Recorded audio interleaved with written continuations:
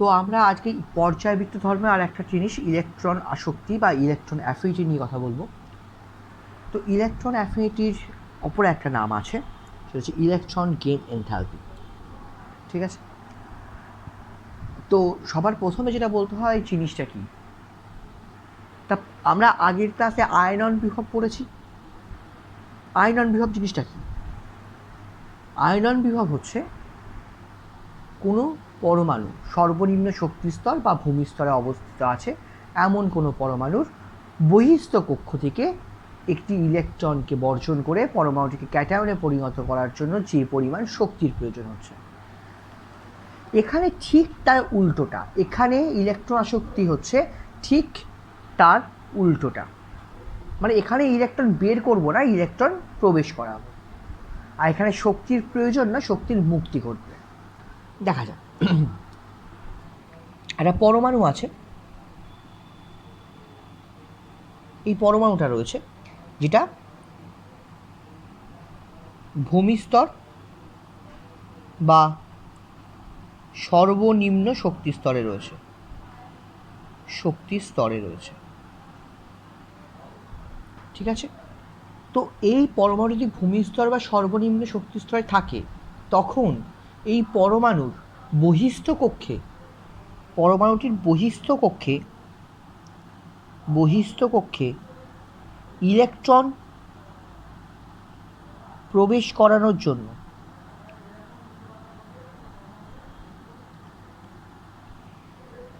যে পরিমাণ শক্তির মুক্তি ঘটে, যে পরিমাণ শক্তির মুক্তি ঘটে, যে পরিমাণ শক্তির মুক্তি ঘটছে সেটাই হচ্ছে ইলেকট্রন আসক্তি। ক্লিয়ার? একটা পরমাণু যেটা ভূমিস্তর বা সর্বনিম্ন শক্তি স্তরে রয়েছে, সেই পরমাণুটার বহিস্থ কক্ষে একটা ইলেকট্রন প্রবেশ করাচ্ছি। ইলেকট্রন প্রবেশ করার ফলে কী হচ্ছে? পরমাণুটা অ্যানায়নে পরিণত হচ্ছে। এর ফলে যে পরিমাণ শক্তির মুক্তি ঘটছে সেটাই হচ্ছে ইলেকট্রন আসক্তি। একক কী হবে? এর একক ইলেকট্রন ভোল্ট পার atom, kilo calorie mole inverse, kilo joule mole inverse, এই হচ্ছে এর ইউনিট। এটা আয়রন বিভাগের সেম ইউনিট ছিল। ঠিক আছে, তো এখন এই পর্যায়বৃত্ত ধর্ম, দ্যাট মিনস ইলেকট্রন আসক্তিটা পর্যায় বরাবর বা শ্রেণী বরাবর কীরকমভাবে পরিবর্তন হচ্ছে সেটা আমাকে জানতে হবে। আমরা বললাম পর্যায় বরাবর, এটা হচ্ছে পর্যায়, বাম দিক থেকে ডান দিকে যাচ্ছি পর্যায়, এটা হচ্ছে শ্রেণী। তাহলে পর্যায় বরাবর বাম দিক থেকে ডান দিকে গেলে ইলেকট্রন আসক্তি ক্রমশ বৃদ্ধি পাবে, আর শ্রেণী বরাবর উপর থেকে নিচের দিকে আসলে ইলেকট্রন আসক্তি হ্রাস পাচ্ছে।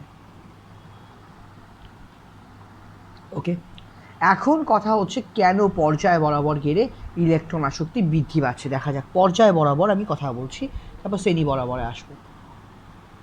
পর্যায় বরাবর, এখান থেকে বলুন পর্যায় বরাবর। আচ্ছা, ভালো করে ভেবে দেখো, পর্যায় বরাবর বাম দিক থেকে ডান দিকে যাচ্ছি, তাই না? তো বাম দিক থেকে যখন ডান দিকে যাচ্ছি তখন আকার কি হচ্ছে? ক্রমশ আকার হ্রাস পাচ্ছে। প্রথম কথা, আমরা সব কিছু কিন্তু আকার দিয়ে বলবো, ওই জন্য আকারটা ভালো করে মনে রাখতে বলেছি। আকার ক্রমশ হ্রাস পাচ্ছে। আকার যদি ক্রমশ হ্রাস পায় তাহলে নিউক্লিয়াস আর বহিস্থ ইলেকট্রনের মধ্যে, নিউক্লিয়াস ও বহিস্থ ইলেকট্রনের মধ্যে আকর্ষণ বল বৃদ্ধি পাচ্ছে। আকর্ষণ বল ক্রমশ বৃদ্ধি পায়। ভালো কথা। তাহলে আর একটা জিনিস ভেবে দেখো, যত পর্যায় বরাবর আমি বাম দিক থেকে ডান দিকে আসছি, এই একদম লাস্টে 800 নাম্বার শ্রেণী রয়েছে, মানে কি রয়েছে? নিষ্ক্রিয় গ্যাস। নিষ্ক্রিয় গ্যাস রয়েছে, আর নিষ্ক্রিয় গ্যাসে ইলেকট্রন বিন্যাস কি? সুস্থিত। সুস্থিত, আমরা জানি সেটা। নিষ্ক্রিয় গ্যাসে ইলেকট্রন বিন্যাস সুস্থিত। পরমাণুটা বাম দিক থেকে ডান দিকে যাচ্ছি, আকার কি হচ্ছে? কমছে। আকার কমছে মানে আকর্ষণ বল হ্রাস পাচ্ছে। আর আমি আরেকটা জিনিস ফ্যাক্টর কি বললাম, যত বাম দিক থেকে ডান দিকে যাবো অথবা একটা নিষ্ক্রিয় গ্যাসের শ্রেণী পাবো, 18 নম্বর শ্রেণী নিষ্ক্রিয় গ্যাসের অবস্থান ওটা। আর নিষ্ক্রিয় গ্যাসের ইলেকট্রন বিন্যাস সুস্থিত, অর্থাৎ প্রতিটা মৌল চাইবে কি নিষ্ক্রিয় গ্যাসের মতো সুস্থিত ইলেকট্রন বিন্যাস লাভ করতে।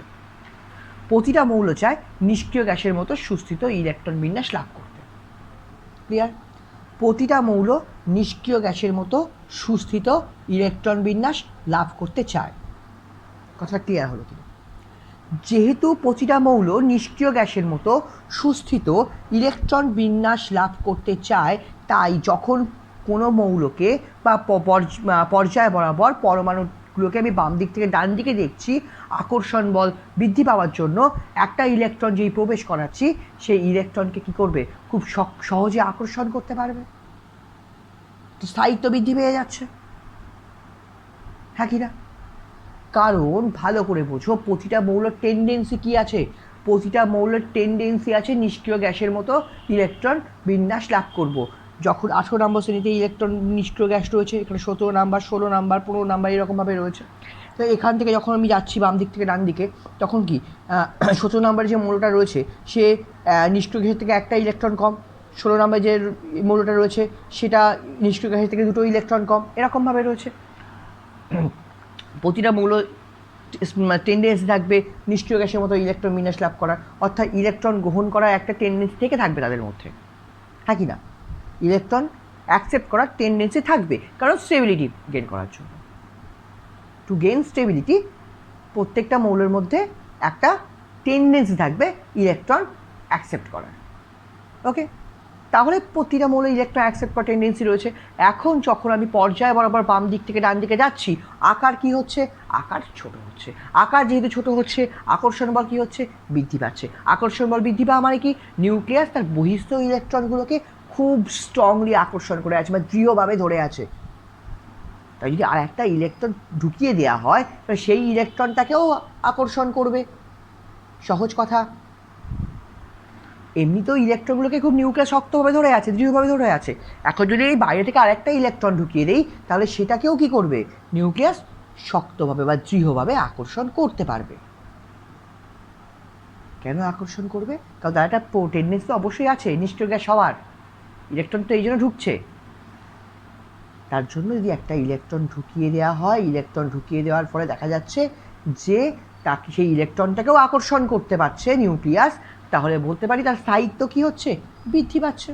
স্থায়িত্ব বৃদ্ধি পাচ্ছে। আর স্থায়িত্ব যত বৃদ্ধি পাবে তত শক্তি বর্জন করে দেবে। স্থায়িত্ব যত বেশি বৃদ্ধি পাবে তত বেশি পরিমাণ শক্তি বর্জন করে দেবে। ঠিক আছে? অর্থাৎ যেহেতু এখানে আকর্ষণ বল বেশি, সেহেতু আমি বলতে পারি ইলেকট্রন প্রবেশ করানোর ফলে, ইলেকট্রন প্রবেশ করানোর ফলে বেশি পরিমাণ শক্তি নির্গত হচ্ছে, বেশি পরিমাণ শক্তি নির্গত হচ্ছে। ওকে, যেহেতু বেশি পরিমাণ শক্তি নির্গত হচ্ছে তার মানে কি ইলেকট্রন আসক্তি বেশি, এই জন্য পর্যায় বরাবর ইলেকট্রন আসক্তি ক্রমশ বৃদ্ধি পাচ্ছে।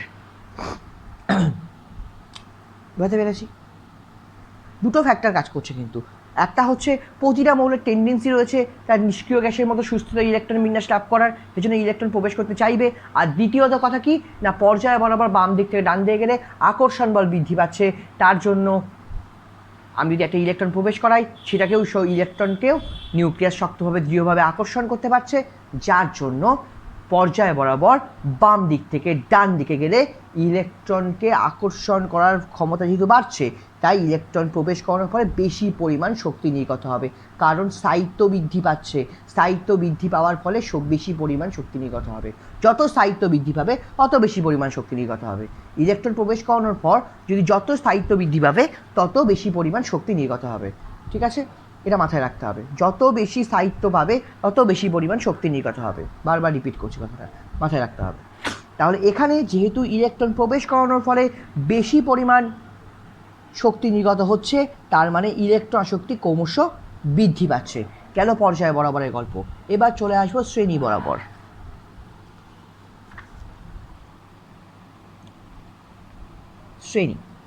শ্রেণী বরাবর উপর থেকে নিচের দিকে নামছি, আরে আকার কি হবে, আকার বৃদ্ধি পাবে, নতুন কক্ষ যুক্ত হচ্ছে, আকার বৃদ্ধি পাচ্ছে, আকার বৃদ্ধি পাওয়ার পর নিউক্লিয়াস থেকে ইলেকট্রন দূরে চলে যাচ্ছে, নিউক্লিয়াস থেকে ইলেকট্রন দূরে চলে যাওয়ার জন্য আকর্ষণ বল কী হবে, আকর্ষণ বল হ্রাস পাবে, আকর্ষণ বল হ্রাস পাবে। কাদের মধ্যে আকর্ষণ বল? নিউক্লিয়াস আর বহিস্থ ইলেকট্রনের মধ্যে আকর্ষণ বল। এখন যদি আমি একটা বাইরের কক্ষে একটা যদি ইলেকট্রন প্রবেশ করাই তাহলে কি হবে? আরে বাইরের কক্ষে ইলেকট্রন প্রবেশ করলে কি হবে? আর আমার আগে যে অবস্থায় ছিল, মানে যখন আকার বৃদ্ধি পাচ্ছে ক্রমশ শ্রেণী বরাবর উপর থেকে নিচের দিকে গেলে আকার বৃদ্ধি পাচ্ছে, আকর্ষণ বল হ্রাস পাচ্ছে, তার মানে কি তার নিউক্লিয়াসটা নিজের ইলেকট্রনগুলোকেই ভালোভাবে আকর্ষণ করতে পারছে না, আকর্ষণ বল আস্তে কমতে থাকছে, নিউক্লিয়াস তার ইলেকট্রনগুলোকেই ভালোভাবে আকর্ষণ করতে পারছে না, আকর্ষণ বল ক্রমশ কমতে থাকছে। তাহলে যদি এখন সেই অবস্থা আমি আর একটা নতুন ইলেকট্রন প্রবেশ করাই, তাকে কী করে আকর্ষণ করবে? আকর্ষণ করতে পারবে না তো, তার নিজের যে ইলেকট্রনগুলো আছে সেইগুলোকেই ভালো করে আকর্ষণ করতে পারছে না, তারপর আমি আর একটা ইলেকট্রন দিচ্ছি, তাকে কী করে আকর্ষণ করবে? নিশ্চয়ই পারবে না, তাই না? তাহলে বাইরের থেকে নতুন ইলেকট্রন প্রবেশ করানোর ফলে নির্গত শক্তির পরিমাণ কমছে। এখন কথা হচ্ছে নির্গত শক্তির পরিমাণ কমছে মানে শক্তি কেন কমবে?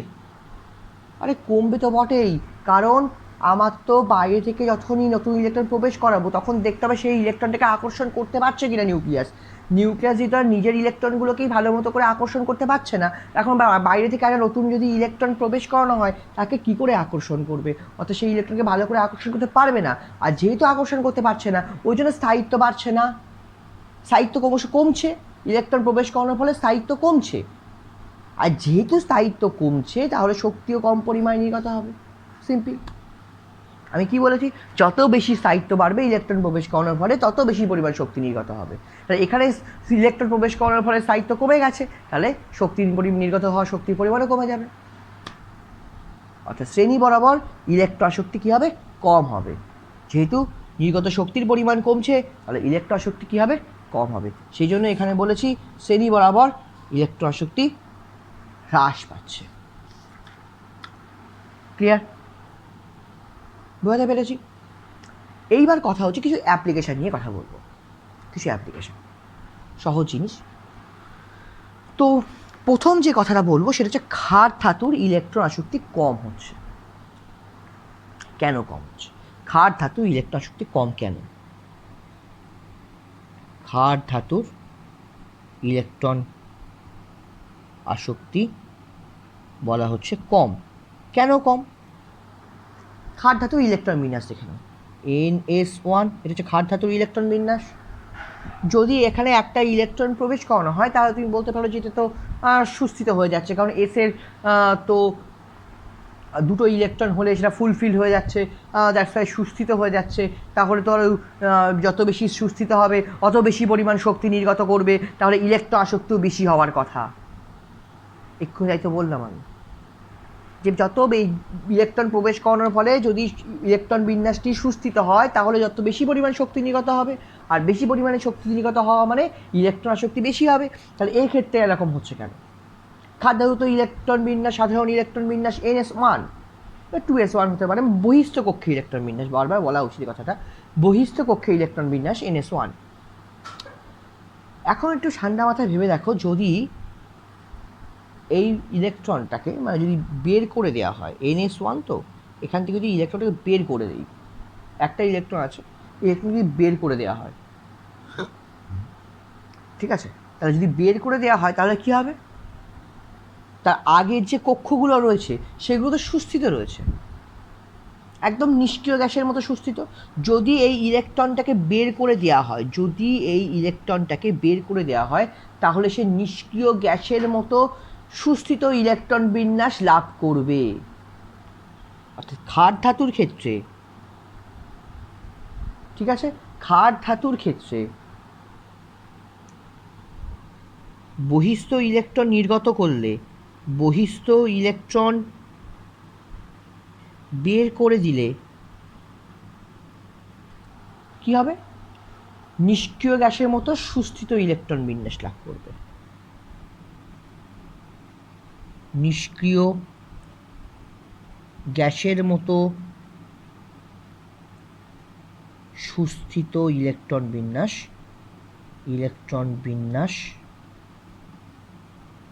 লাভ করবে। অর্থাৎ এক্ষেত্রে ক্ষার ধাতুর ক্ষেত্রে ইলেকট্রন বর্জনের প্রবণতা রয়েছে, তাই না? বর্জনের প্রবণতা রয়েছে। কিন্তু তা সত্ত্বেও আমি যদি এখানে একটা ইলেকট্রন প্রবেশ করাই, তা কিন্তু এক্ষেত্রে যদি এরকম কারোর ক্ষেত্রেই কোনো একটা পরমাণু রয়েছে যে পরমাণুটার একটা ইলেকট্রন বর্জন করলেই তার ইলেকট্রন বিন্যাসে সুস্থিত হয়ে যাবে, অর্থাৎ সেক্ষেত্রে আমি যদি ইলেকট্রন প্রবেশ করাই, বর্জন না করে প্রবেশ করাই, তাহলে কি সে আগের মতো সুস্থিত হতে পারবে? সেটা আগের মতো সুস্থিত হবে নিশ্চয়ই। এখন যদি আমি ইলেকট্রন এক্ষেত্রে প্রবেশ করাই, বর্জন না করিয়ে ইলেকট্রন প্রবেশ করানো হয়, তাহলে কি এই নিষ্ক্রিয় গ্যাসের মতো সুস্থিত হবে? নিশ্চয়ই নয়। সুস্থিত হবে, অবশ্যই সুস্থিত হবে, কিন্তু নিষ্ক্রিয় গ্যাসের মতো নয়। যেটা এখানে ঘটতো, ইলেকট্রন বর্জন করলে যেরকম সুস্থিত হতো, সেটা নিশ্চয়ই ইলেকট্রন প্রবেশ করানোর ফলে সেরকম সুস্থিত হবে না। কী বললাম, বোঝা গেছে? অর্থাৎ ইলেকট্রন প্রবেশ করানোর ফলে তার স্থায়িত্ব বা স্টেবিলিটি কিছুটা হলেও নিষ্ক্রিয় গ্যাসের মতো হয় না, কিছুটা হলো কী হচ্ছে, কমছে। যেটা বর্জন করলে যেরকম সুস্থিত হতো, কিন্তু ইলেকট্রন প্রবেশ করানোর ফলে স্থায়িত্ব তুলনামূলক কম হয়।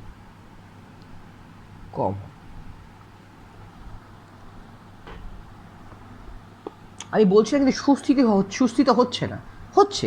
আগে এখানে যে ক্ষার ধাতুটা ইন জেনারেল যেরকম অবস্থায় রয়েছে, সেখানে যদি একটা ইলেকট্রন প্রবেশ করানো হয় তাহলে অবশ্যই স্থায়িত্ব পাচ্ছে, কিন্তু বর্জন করলে যেরকম স্থায়িত্ব পেত সেরকম স্থায়িত্ব তো পাচ্ছে না, সে কথাই বলছি। বর্জন করে নিষ্ক্রিয় গ্যাসের মতো স্থায়িত্ব পেত, সেরকম স্থায়িত্ব এক্ষেত্রে পাচ্ছে না। ইলেকট্রন প্রবেশ করানোর ফলে স্থায়িত্ব তুলনামূলক কমছে, অর্থাৎ যেহেতু স্থায়িত্ব কমছে তুলনামূলক, তাই নির্গত শক্তির পরিমাণও কী হবে? কমবে। নির্গত শক্তির পরিমাণ কম হবে। আর যেহেতু নির্গত শক্তির পরিমাণ কম, তাহলে খাদ্যটির ইলেকট্রন শক্তিও কী হবে? কম হবে। দেখো, ঢুকেছে মাথায়? সহজ ব্যাপার। এইবার কথা হচ্ছে যে নিষ্ক্রিয় গ্যাস মৌলের পরমাণুর ইলেকট্রন আসক্তির মান ধনাত্মক হয় কেন? নিষ্ক্রিয় গ্যাসের পরমাণুর ইলেকট্রন আসক্তির মান ধনাত্মক, দেখা যাক। এটা আমরা আলোচনা করবো এবার। নিষ্ক্রিয় গ্যাসের ইলেকট্রন আসক্তির মান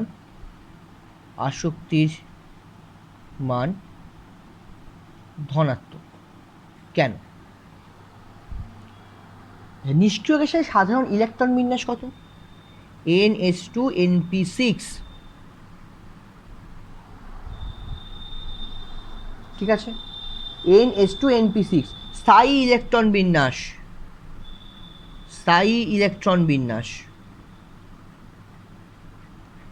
ইলেকট্রন বিন্যাসটাই স্থায়ী রয়েছে,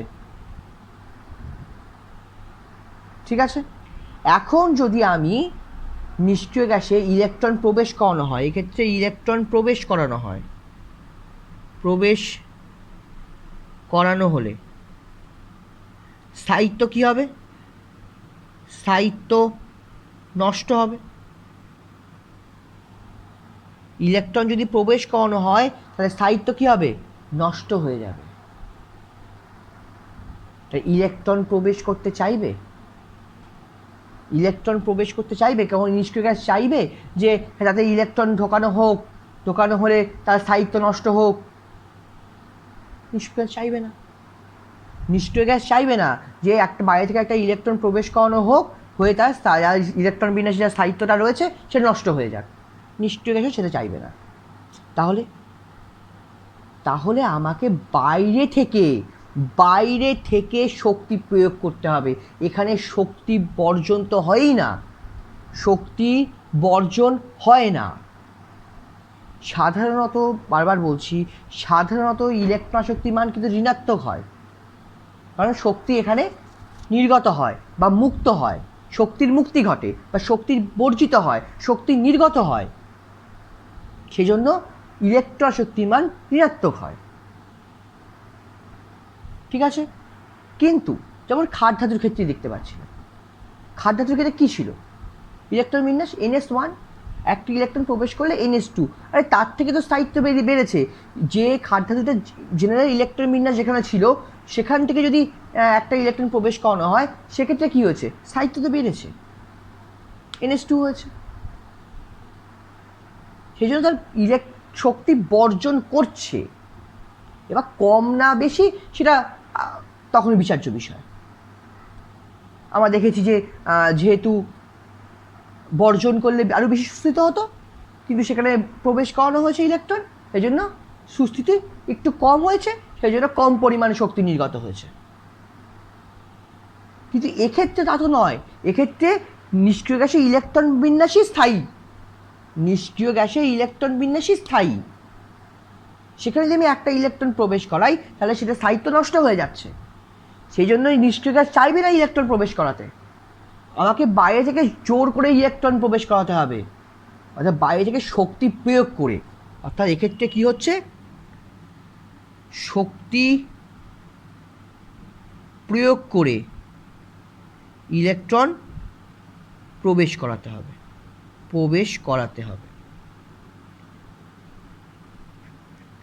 যেহেতু বাইরে থেকে শক্তি প্রয়োগ করা হচ্ছে সেই কারণে ইলেকট্রন শক্তির মান ধনাত্মক হয়ে যাচ্ছে। শক্তি বর্জন করা হলে তখনই, বা বর্জিত হলে তখন ঋণাত্মক টার্ম আসতো। যেহেতু এখানে শক্তি প্রয়োগ করা হচ্ছে, জোর করে শক্তি প্রয়োগ করা হচ্ছে, জোর করে ঢোকানো হচ্ছে। ঠিক আছে? সেই ক্ষেত্রে এই জন্য কি আমার ইলেকট্রন শক্তির মান ধনাত্মক হচ্ছে। ঠিক একই কথা বলা যায় বেরিলিয়াম, ম্যাগনেসিয়াম, নাইট্রোজেন, এগুলোর ইলেকট্রন আসক্তির মানও ধনাত্মক।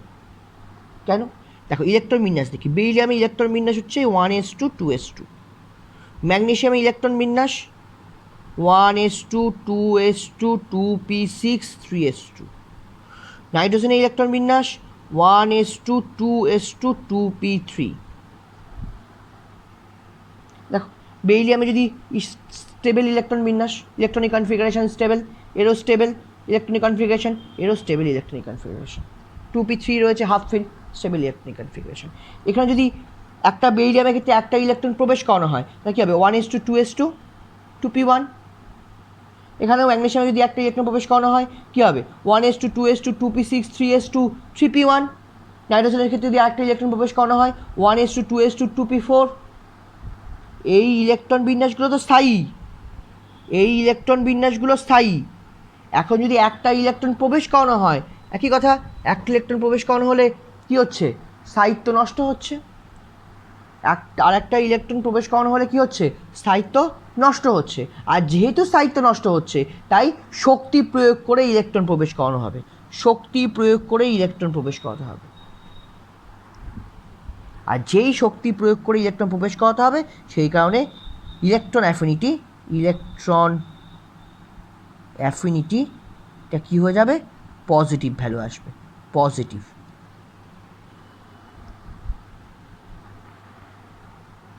ঢুকেছে মাথায়? ঢুকেছে?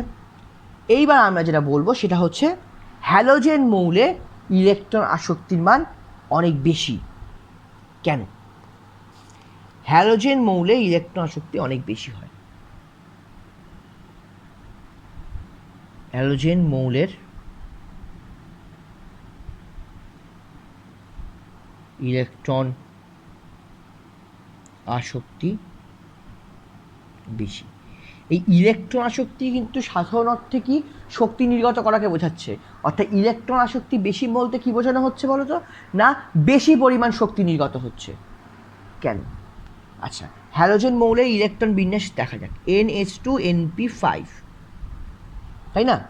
যদি একটা ইলেকট্রন প্রবেশ করানো হয়, একটি ইলেকট্রন প্রবেশ করানো হলে কি হচ্ছে? একটা ইলেকট্রন যদি এখানে প্রবেশ করানো হয়, এক্ষেত্রে প্রবেশ করানো হয়, তাহলে নিষ্ক্রিয় গ্যাসের মতো সুস্থিত ইলেকট্রন বিন্যাস লাভ করছে। নিষ্ক্রিয় গ্যাসের মতো সুস্থিত ইলেকট্রন বিন্যাস লাভ করছে,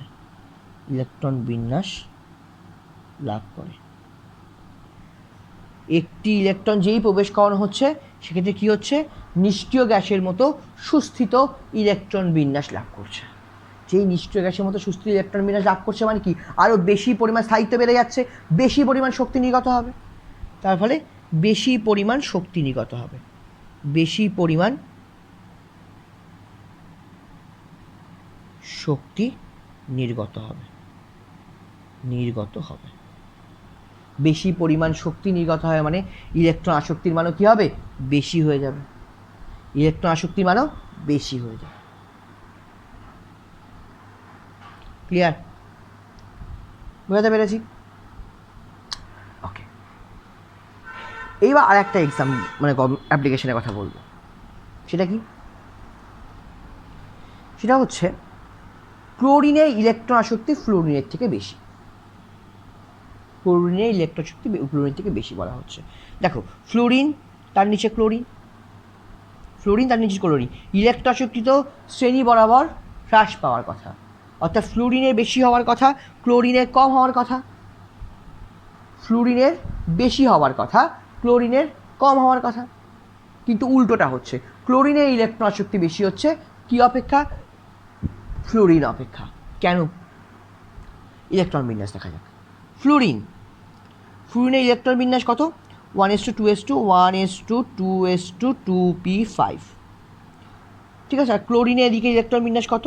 1:2:2p6 3:3p5। ঠিক আছে, 3p5। এখন ফ্লুরিনও একটা ইলেকট্রন গ্রহণ করার ফলে সুস্থিত ইলেকট্রন বিন্যাস লাভ করবে, নিষ্ক্রিয় গ্যাসের মতো সুস্থিত ইলেকট্রন বিন্যাস লাভ করবে। ক্লোরিনও তাই, একটা ইলেকট্রন গ্রহণ করার ফলে নিষ্ক্রিয় গ্যাসের মতো সুস্থিত ইলেকট্রন বিন্যাস লাভ করবে। দুটোর ক্ষেত্রে সেম টেন্ডেন্সি রয়েছে, কিন্তু এখানে একটা মজার ঘটনা ঘটে। ফ্লুরিনের এই যে টুপি কক্ষক আকারে ছোট হয়,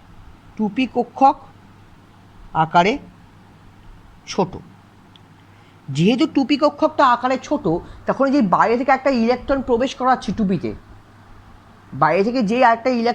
প্রবেশ করাচ্ছি, তখন ইলেকট্রন বিকর্ষণ বলে সৃষ্টি হয়, ইলেকট্রন বিকর্ষণের সৃষ্টি হয়। কারণ কি? টুপি কক্ষক আকারে ছোট হওয়ার জন্য বাইরে থেকে যেই একটা নতুন ইলেকট্রন প্রবেশ করাচ্ছি, তখনই কি হচ্ছে? ইলেকট্রন রিপালশন মানে বিকর্ষণ হচ্ছে। আর যেহেতু এই বিকর্ষণ হচ্ছে, স্থায়িত্ব কি হচ্ছে?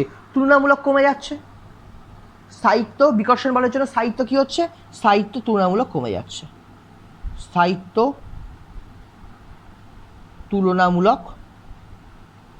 কমে যায়।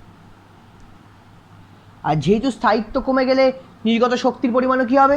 কমে যাবে, মানে ইলেকট্রন শক্তি মান কমে যাচ্ছে। বোঝা গেছে কি বলেছি? ফ্লুইডের ক্ষেত্রে 1:2:2p5, টুপি কক্ষক আকারে ছোট, যেহেতু টুপি কক্ষক আকারে ছোট, তাই টুপিতে যেই একটা ইলেকট্রন প্রবেশ করাচ্ছি, সেই কি হচ্ছে? ইলেকট্রন বিকর্ষণ হচ্ছে। যেই ইলেকট্রন বিকর্ষণ হচ্ছে, স্থায়িত্ব কমে যাচ্ছে। স্থায়িত্ব কমে যাওয়া মানে কি? স্থায়িত্ব কমে যাওয়া মানে বর্জিত শক্তির পরিমাণও কমে যাওয়া। আর বর্জিত শক্তির পরিমাণ কমে যাওয়া মানে ইলেকট্রন আসক্তির মান কমে যাওয়া। এবার তোমাদের মনে প্রশ্ন করতে পারে, কেন ক্লোরিনের ক্ষেত্রে সেটা হয় না? না, ক্লোরিনের বাইরে কক্ষ কি 3p আকারে বড়, টুপির মতো নয়। টুপিটা আকারে ছোট হয়, 3pটা আকারে বড়। 3 নম্বর কক্ষ, 3 নম্বর কক্ষের পি উপকক্ষ মানে 3p কক্ষক, ওটা কি হচ্ছে আকারে বড়।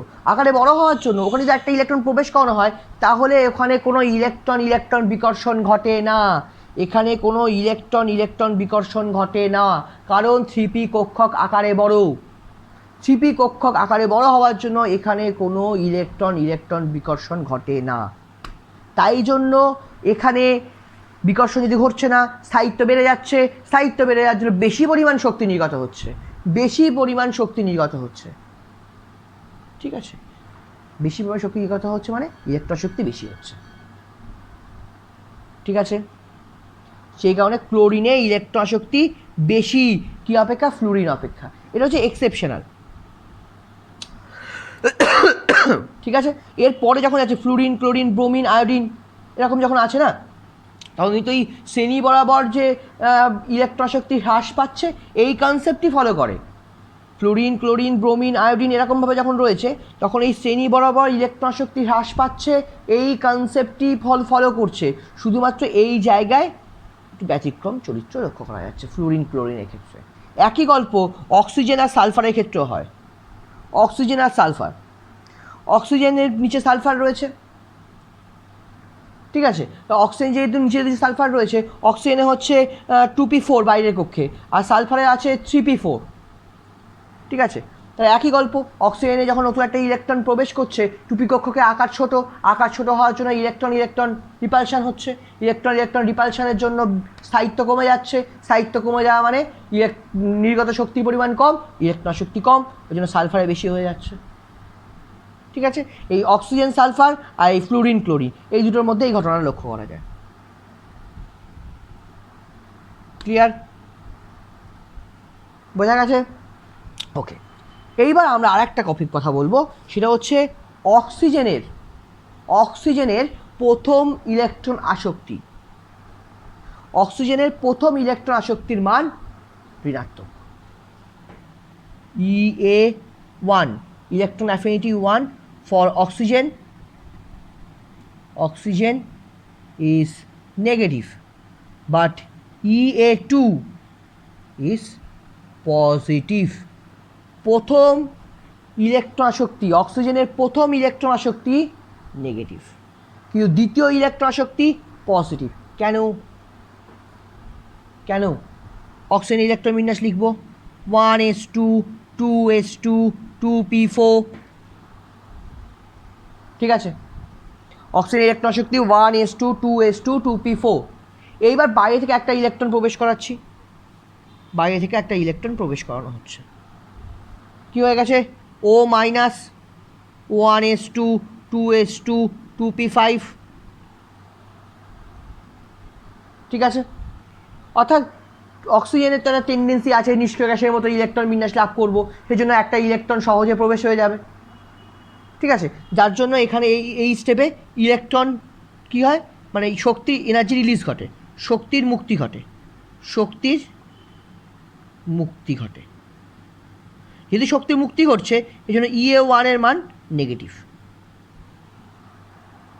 প্রথম ইলেকট্রন শক্তি নেগেটিভ।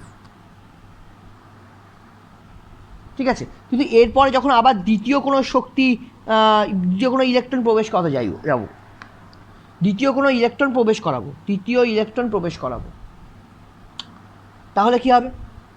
দ্বিতীয় ইলেকট্রন প্রবেশ করানোর ফলে এই দ্বিতীয় ইলেকট্রনটা, এই অক্সিজেনের মাথায় কিন্তু মাইনাস চার্জ রয়েছে, একটা ইলেকট্রন প্রবেশ করানো হয়েছে না, O মাইনাস। এই O মাইনাস আর বাইরে থেকে যে ইলেকট্রনটা আসছে, এই যে ইলেকট্রনটা, এদের মধ্যে রিপালশন হয়। O মাইনাস এই বাইরের থেকে আসা ইলেকট্রন দ্বিতীয় ইলেকট্রনকে ঢুকতে দিতে চায় না, O মাইনাস আর এই ইলেকট্রনের মধ্যে রিপালশন হয়। O মাইনাস অ্যান্ড এই ইলেকট্রনের মধ্যে কী ঘটছে, বিকর্ষণ বল ক্রিয়া হচ্ছে, রিপালশন হচ্ছে। না, আগে থেকে তো একটা ইলেকট্রন ঢুকে আছে, সেই বাইরের ইলেকট্রন হয়ে গেছে মানে O মাইনাস, আবার যখন আর একটা ইলেকট্রন ঢুকতে যাইছে তখন ইলেকট্রনে O মাইনাসের ইলেকট্রন এবং বাইরে থেকে আসা ইলেকট্রনের মধ্যে, নতুন ইলেকট্রনের মধ্যে রিপালশন হচ্ছে। এই রিপালশনের জন্য সহজে ইলেকট্রন ঢুকতে পারে না, সহজে কেন, ইলেকট্রন ঢুকতেই পারে না এই রিপালশন বলের জন্য। তখন আমাকে জোর করে শক্তি প্রয়োগ করে ইলেকট্রনকে ঢোকাতে হয়। কি করা হয়? শক্তি প্রয়োগ করে দ্বিতীয় ইলেকট্রন প্রবেশ করানো হয়। তারপরে কী হচ্ছে দ্বিতীয় প্রবেশ করানোর ফলে O2 minus 1s2 2s2 2p6। এখানে কী হয়েছে? শক্তি প্রয়োগ করা হয়েছে, শক্তি প্রয়োগ করা হয়েছে। দ্যাটস ওয়াই EA2 কী হবে? পজিটিভ, যেহেতু শক্তি প্রয়োগ করা হয়েছে। বুঝতে হবে। প্রথম যে ঘটনাটা ঘটেছিল, ভালো করে বোঝার দরকার এই ঘটনাটা। প্রথম যেটা ঘটেছিল অক্সিজেনের ক্ষেত্রে, অক্সিজেনের ইলেকট্রন বিন্যাস ছিল 1s2 2s2 2p4। ঠিক আছে, সেই অক্সিজেনের নিশ্চয়ই একটা চাহিদা রয়েছে বা টেন্ডেন্সি রয়েছে যে কী হবে না নিষ্ক্রিয় গ্যাসের মতো সুস্থিত ইলেকট্রন বিন্যাস লাভ করার। সেই জন্য অক্সিজেন বাইরে থেকে একটা ইলেকট্রন প্রবেশ করানোর ফলে 1s2 2s2 2p5 হয়েছে, তখন O মাইনাস হয়ে গেছে।